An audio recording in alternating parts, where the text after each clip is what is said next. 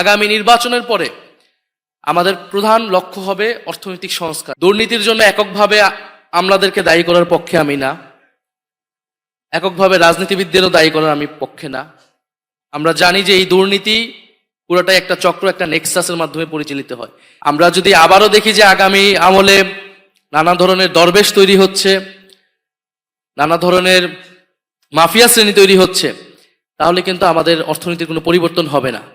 এবং বিগত আমলের যারা মাফিয়া রয়েছে তাদেরকে কিন্তু আমরা বিচারের আওতায় এখন আনতে পারি নাই। ফলে আমাদের জায়গা থেকে অবশ্যই এই অর্থনৈতিক বিচারের দাবিটা কিন্তু সামনে প্রমিনেন্ট আমরা করব।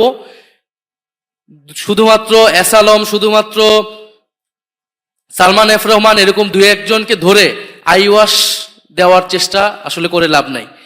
এই সরকার করতে পারে নাই, কারণ এই সরকারের সেই রাজনৈতিক ব্যাকআপ ছিল না।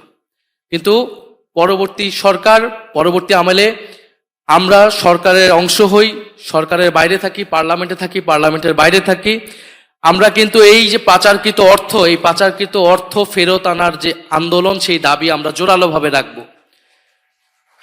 এটা দেশের টাকা, এই টাকা অবশ্যই দেশে ফেরত আনতে হবে। এবং এর জন্য যারা দায়ী, যারা বিগত ফ্যাসিস্ট আমলের সুযোগ সুবিধা নিয়ে দেশের মানুষকে শোষণ করেছে, জাতীয় স্বার্থবিরোধী কাজ করেছে, সেই লুটেরা মাফিয়া শ্রেণীর বিচার আমরা করব। সেই বিচারের দাবিতে আমাদের আন্দোলন থাকবে। পুরনো অলিগার্ক শ্রেণী যদি আমরা পরিবর্তন না করতে পারি, নতুন যেই সামাজিক এবং অর্থনৈতিক শ্রেণী তৈরি হচ্ছে সমাজে, তাকে যদি আমরা সুযোগ করে দিতে পারি, তাহলে এই সমাজ অগ্রসর হবে না, আমাদের রাজনীতি অগ্রসর হবে না। শুধুমাত্র সিটি ব্যাংকে অ্যাকাউন্ট থাকলেই করতে পারবেন গুগল পে। তাই অ্যাকাউন্ট খুলুন আজই।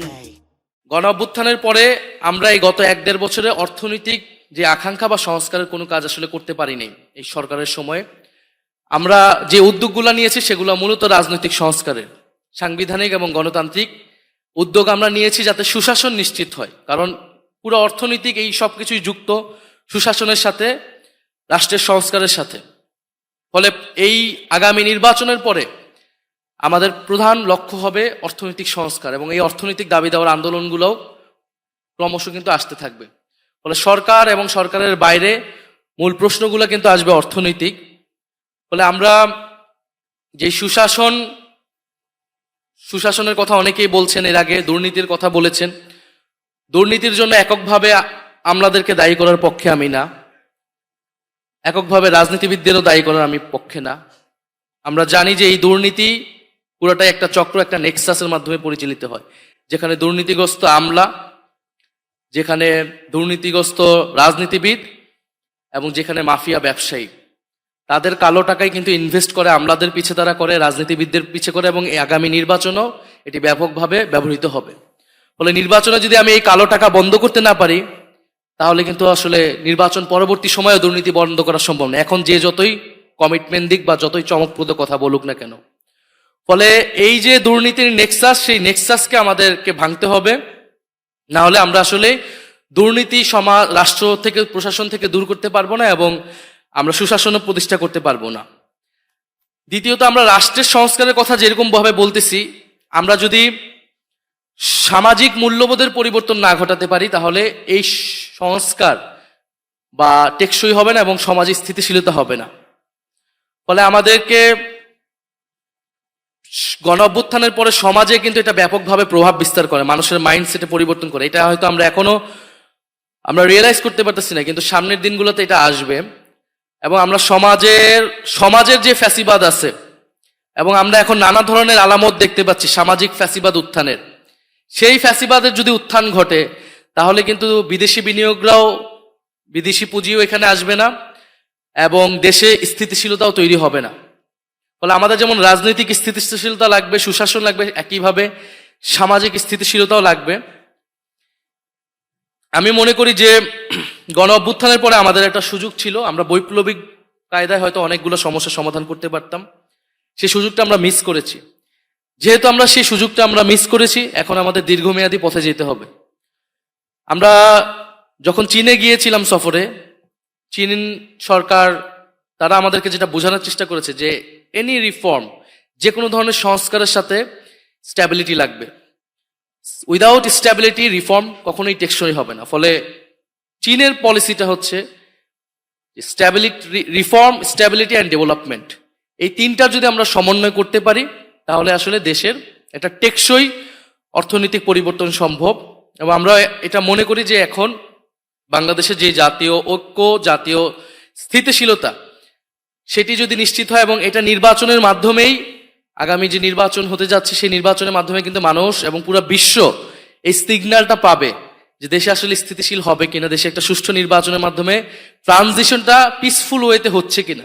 ফলে আমাদের জন্য এখন সবচেয়ে বড় চ্যালেঞ্জ হবে যে নির্বাচনটা খুবই পিসফুলি এই ট্রানজিশনটা ঘটানো, এবং যদি আমরা এটা পিসফুলি করতে না পারি ওই অস্থিতিশীলতা কিন্তু থেকে যাবে। অনেকে শিক্ষার সংস্কারের কথা সবাই বলেছেন এবং আমি এটার সাথে একমত।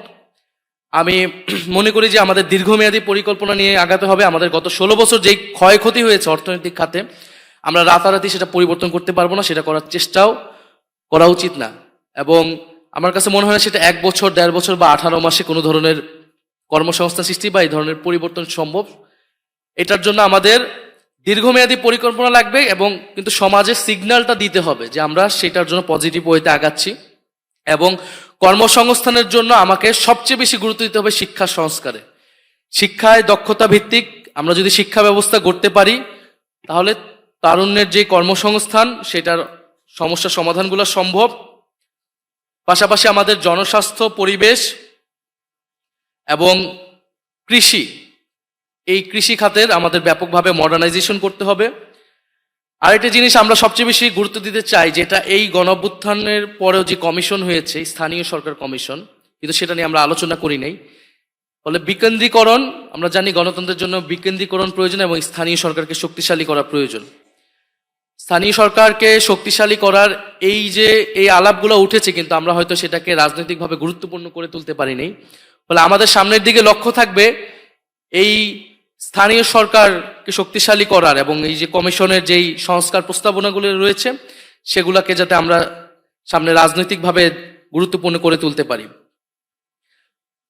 সর্বোপরি আমরা বলবো যে আমাদের যেমন বিদেশি বিনিয়োগ এবং পুঁজিকে আমাদেরকে আকৃষ্ট করতে হবে, একই সাথে কিন্তু আমাদের দেশীয় পুঁজি তৈরি করতে হবে, আমাদের দেশীয় ব্যবসায়ী শ্রেণী তৈরি করতে হবে, জাতীয় অর্থনীতি করে তুলতে হবে।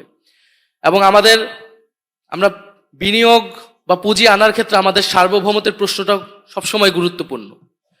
আমরা যেই দেশ থেকে পুঁজি আনবো বা যেই দেশকে আমরা অর্থনীতিতে বেশি সুযোগ করে দিব, তারা রাজনৈতিকভাবে কিন্তু প্রভাব বিস্তারের চেষ্টা করবে।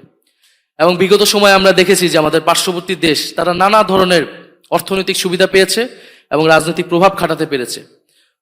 ফলে সেই সার্বভৌমত্বের প্রশ্নকে সামনে রেখে আমাদেরকে দেশীয় অর্থনীতি তৈরি করতে হবে। কিন্তু আমাদের দেশীয় ব্যবসায়ী যারা, তাদেরকে সেই সৎ এবং দেশপ্রেমের চেতনাটা আমরা যারা রাজনীতি করি, যারা তরুণ প্রজন্মের আছে, তাদের কাছ থেকে প্রত্যাশা করি যে আমাদের দেশের ব্যবসায়িকরা যাতে টাকা পাচার না করে, তারা যাতে লুটেরা ব্যবসায়ী শ্রেণী হিসেবে সমাজে পরিচিত না পায়, বরং তাদের মধ্যে সেই দেশপ্রেম, সেই অঙ্গীকারটা আমরা দেখতে চাই। ফলে এটা রাজনীতিবিদদের ভিতরে যেমন এই পরিবর্তন আসতে হবে, ব্যবসায়ীদের মধ্যে আসতে হবে, আমলাতন্ত্রে আসতে হবে। সামগ্রিকভাবে যদি আমাদের সমাজে সেই পরিবর্তন আসে আমরা এবং সবাই সেই ঐক্যটা রাখতে পারি এই লক্ষ্যে, তাহলে আমি মনে করি যে আমাদের কাঙ্ক্ষিত পরিবর্তন সম্ভব।